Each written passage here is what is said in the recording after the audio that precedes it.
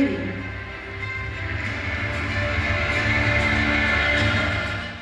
Pemerintah Kabupaten Blora ditetapkan sebagai terbaik 7 nasional pengelola jaringan dokumentasi dan informasi hukum dalam acara JDIHN Awards 2022 yang digelar Kementerian Hukum dan HAM Republik Indonesia pada hari Selasa 18 Oktober 2022 di Grand Sahid Jaya Hotel, Jakarta.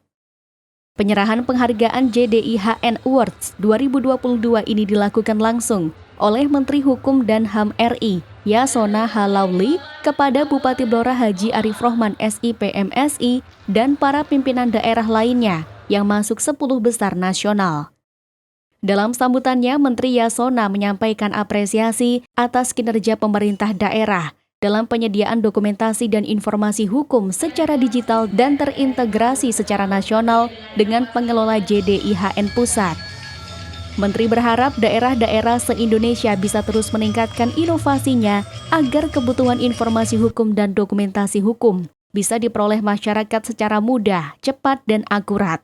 Kepada seluruh anggota jaringan dokumentasi dan informasi hukum nasional dari berbagai institusi baik dari pusat maupun daerah atas kerjasama sinergitasnya yang telah terjalin dengan semakin baik dengan Kementerian Hukum dan HAM dalam rangka percepatan reformasi birokrasi yang lebih berorientasi pada hasil dan sekaligus berinovasi mengembangkan pelayanan publik di bidang hukum dalam rangka perlindungan hukum sebagai jaminan negara atas rasa aman dan keadilan bagi masyarakat.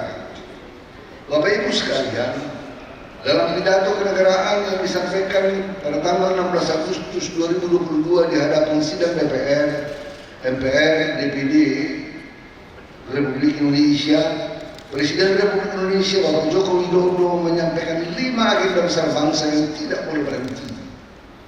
Pertama, hilirisasi dan industrialisasi sumber daya alam dan harus terus dilakukan. Kedua, peningkatan optimalisasi sumber energi bersih dan ekonomi hijau. Ketiga, perlindungan hukum, sosial, politik, dan ekonomi untuk rakyat harus terus diperkuat. Keempat, dukungan para usaha mikro, kecil, dan menengah UMKM melalui digitalisasi ekonomi. Dan kelima, keberlanjutan pembangunan ibu kota Nusantara. Dalam situasi dunia saat ini yang sulit, dimulai dengan pandemi COVID-19 yang belum pulih total dan dilanjutkan dengan berbagai krisis sampai pada krisis pangan, bangsa Indonesia diharapkan bisa dengan tangguh menghadapinya. Guna mencapai 5 agenda besar di atas, walaupun tantangan di hadapan kita berat, Bapak Presiden Republik Indonesia menekankan kepada kita untuk tidak bekerja secara standar dan biasa-biasa saja. Diharapkan bisa bekerja di luar rutinitas, bekerja keras untuk menghadapi tantangan yang kita hadapi saat ini dan juga kemungkinan pada tahun 2023 kondisi ekonomi global masih sulit diprediksi dan ada kemungkinan mengalami kondisi yang sangat tidak baik.